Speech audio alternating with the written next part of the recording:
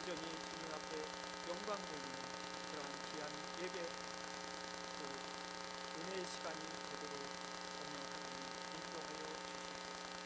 감사드리옵고 예수 그리스도의 이름으로 기도하옵나이다. 아멘. 한 달 전에 전화가 교회에 와서 성경 보고를 갑자기 하나님께서 뜻하시는 바가 있어서 부르시는 것 같다. 저도 기도하는 가운데 하나님께서 저희가 우크라이나에 가서 사역할 때 주신 비전의 말씀을 에스겔 47장 1절로 12절 말씀을 주셨습니다. 그래서 그 말씀을 듣고 늘 기도하고 있는데 같이 이 말씀을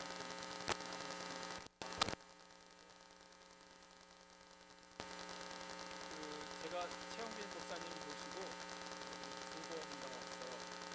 그래서 보신 분이나 기억하시는 분 아마 있으실 것 같은데 한참 만에 만나게 됐습니다. 주 안에서 이렇게 뵙게 돼서 너무 감사하고 반갑습니다. 네, 오늘 제가 준비한 말씀 하나님의 은혜의 생명수가 흐르라라는 제목을 가지고 하나님의 말씀을 증거하도록 하겠습니다. 하나님은 우리에게 큰 은혜 주시기를 원하십니다. 하나님께서 우리를 사랑하셔서 세 가지 큰 은혜를 주셨습니다. 첫째는 예수 그리스도요, 둘째는 하나님 말씀이며 셋째는 교회입니다. 이것이 얼마나 큰 은혜입니까?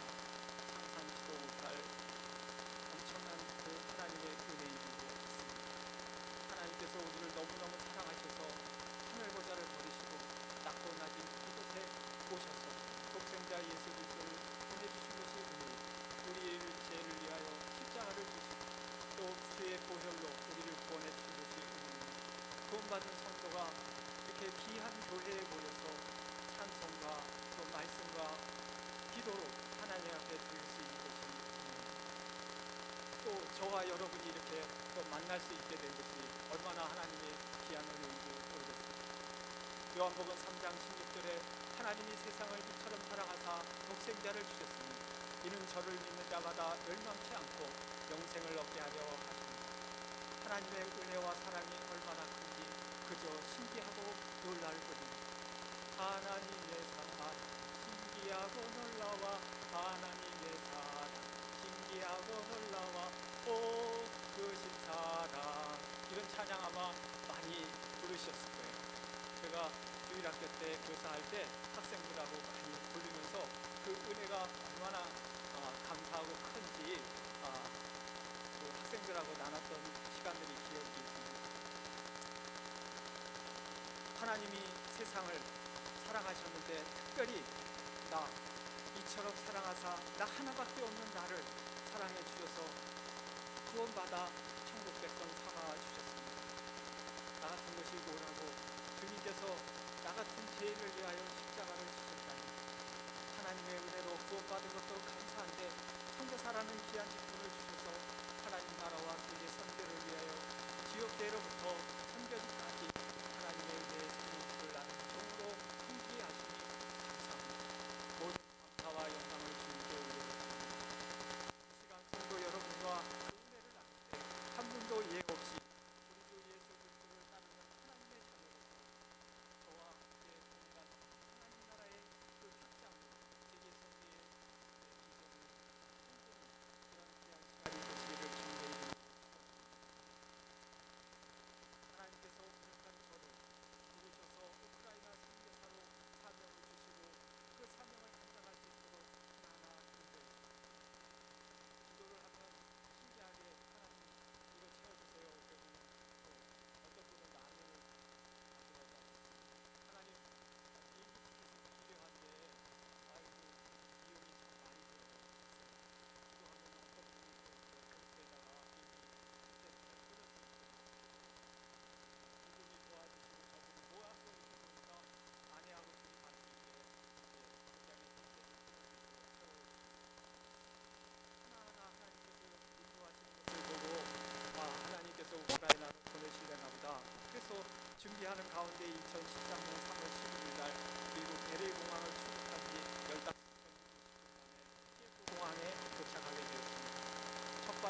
내드리는데 그 공항에 선교사 분들이 이렇게 나오셔서 같이 반갑게 인사를 나누고 허구하고 또 이 공항에 가면 처음 만났을 때 나오는 분들 많이 기억하잖아요.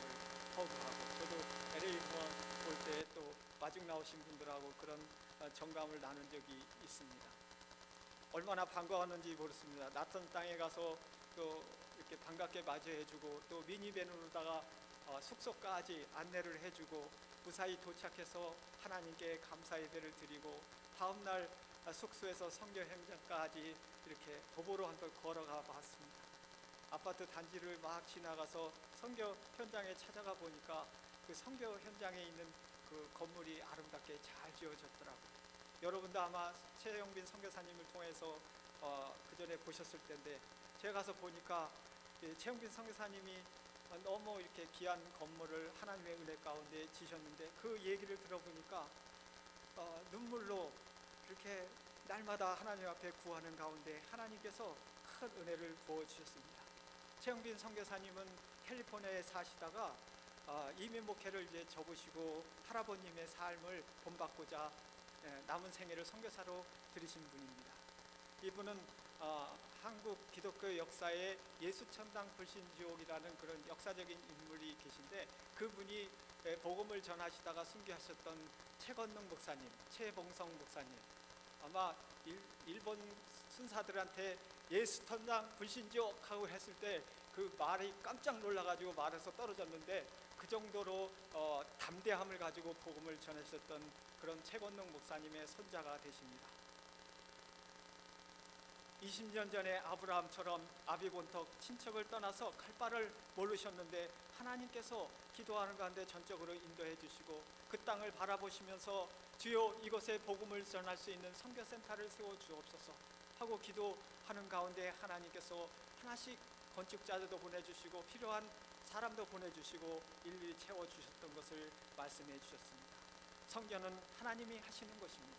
우리가 부족하여도 주님만 믿고 기도하면 하나님께서 우리의 기도를 들어주십니다. 오늘도 주일 예배에 나오신 사랑하는 성도 여러분, 하나님께 기도하여 응답받는 복된 인생, 인생의 길이 시온의 대로처럼 활짝 열리는 위대한 인생이 다 되시기를 주님의 이름으로 축원드립니다. 잘 지어진 건물 안으로 들어갔습니다. 건물 안에 들어가서 선교사 동역자들과 스태프들이 기다리고 있었습니다. 최영빈 선교사님이 직접 저희를 소개해 주셨습니다. 김홍식 목사님은 우크라이나 선교회의 해외 담당 본부 선교사로서 지역교회와 선교지를 연결해서 후원 동원하는 중요한 사역을 감당하고 있습니다. 우크라이나 선교를 위해 함께 일할 동역자로서 잘 협조해 주실 것을 당부하시는 말씀과 인사 소개가 있었습니다. 이렇게 해서 본격적으로 현지 사역자들과 선교 사역을 시작하게 되었습니다. 제가 직접 본 우크라이나 비전센터는 하나님의 은혜의 생명수가 흐르는 곳입니다. 에스겔 41장 다 같이 한번 큰 목소리로 읽겠습니다. 시작. 그가 나를 데리고 다시 성전 문으로 갔는데 보니 성전 정면에 동쪽을 향하여 있었는데 문지방 밑에서 물이 솟아나와 동쪽으로 흐르다가 성전의 오른쪽에서 밑으로 흘러 내려가서 제단 남쪽으로 지나갔다. 저를 봐주세요. 문지방 밑에서 물이 나와 바란지는 하나님의 보좌, 어린 양, 생수가 되시는 예수 그리스도를 말씀합니다. 이 물은 먼저 예루살렘에부터 시작됨을 이사야 2장 3절에 말씀하고 있습니다. 많은 백성이 가며 이르기를 오라 우리가 여호와의 산에 오르며 야곱의 하나님의 전에 이르자. 그가 그 도로 우리에게 가르칠 것이라. 그가 그 길로 행하리라 하리니 이는 율법이 시온에서부터 나올 것이요 여호와의 말씀이 예루살렘부터 나올 것이라. 시온에서 예루살렘에서 나온 흐르는 물이 말씀이 성령이 세상으로 흘러들어가 죄와 사망에 빠져 죽어가는 영혼들의 생명을 살리는 것입니다. 죄와 사망에서 죽어가는 영혼을 살리는 것은 오직 말씀, 오직 성령뿐입니다. 십자가에 죽으셨다가 부활하신 주님이 승천하시기 전에 그의 제자들에게 말씀하셨습니다. 오직 성령이 너희에게 임하시면 너희가 권능을 받고 온 유대와 사마리아와 땅끝까지 이르러 내 증인이 되리라 말씀하셨습니다. 약속하신 약속의 말씀대로 기도하는 가운데 성령이 사도들 위에 부어졌고 성령의 능력을 받아서 성령의 사람으로 모든 나라와 민족들에게 복음을 전할 수 있게 하셨습니다.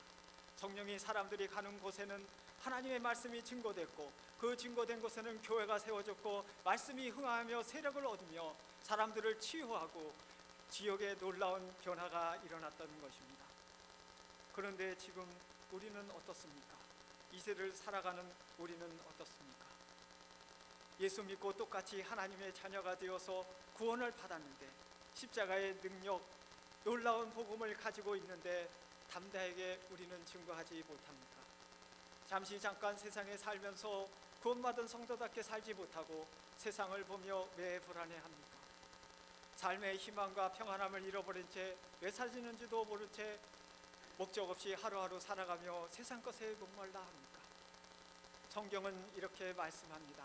아모스 8장 11절에 보라 날이 이를지라 내가 기근을 땅에 보내리니 양식이 없어 주림이 아니며 물이 없어 가람이 아니요 여호와의 말씀을 듣지 못한 기갈이라. 주여 목마릅니다. 이 시간 말씀 앞에 나아갑니다. 때를 따라 돕는 은혜를 얻기 위하여 은혜의 보좌 앞에 나와 주님의 은혜와 능력을 간절히 구합니다. 이사야 43장 3절에 나는 목마른 자에게 물을 주며 메마른 땅에 시내가 흐르게 하며 나의 영을 네 자손에게 나의 복을 네 후손에게 부어주리니. 요한복음 4장 13절 14절에 예수께서 대답하여 이르시되 이 물을 마시는 자는 다시 목마르거니와 내가 주는 물을 마시는 자는 영원히 목마르지 아니하리니 내가 주는 물은 그 속에서 영생하도록 솟아나는 샘물이 되리라. 주여 간구하오니 우리의 영혼이 주의 말씀과 성령으로 이 시간 충만하게 하옵소서. 하나님의 은혜가 이 시간에 충만하게 넘치시기를 예수의 이름으로 축원합니다.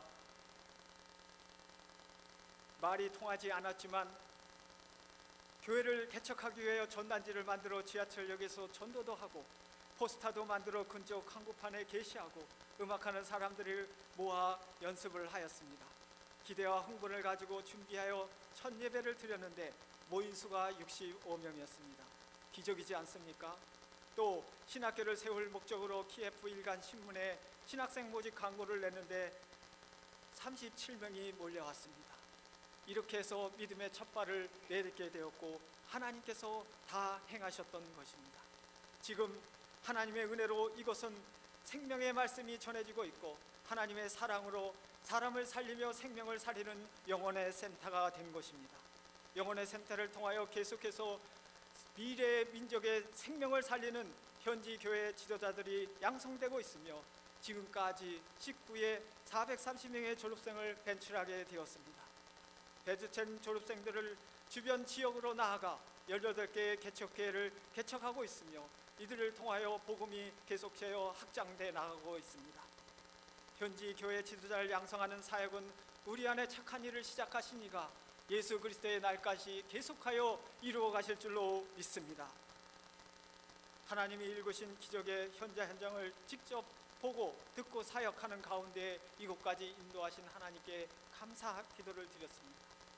기도하는 가운데 하나님께서 사도행전 16장 9절에 성령이 아시아에게서 말씀을 전하지 못하게 하시며 마게도냐로 건너와 우리를 도와라 하시는 사도 바울의 마게도냐 한상을 문득 떠오르게 하셨습니다.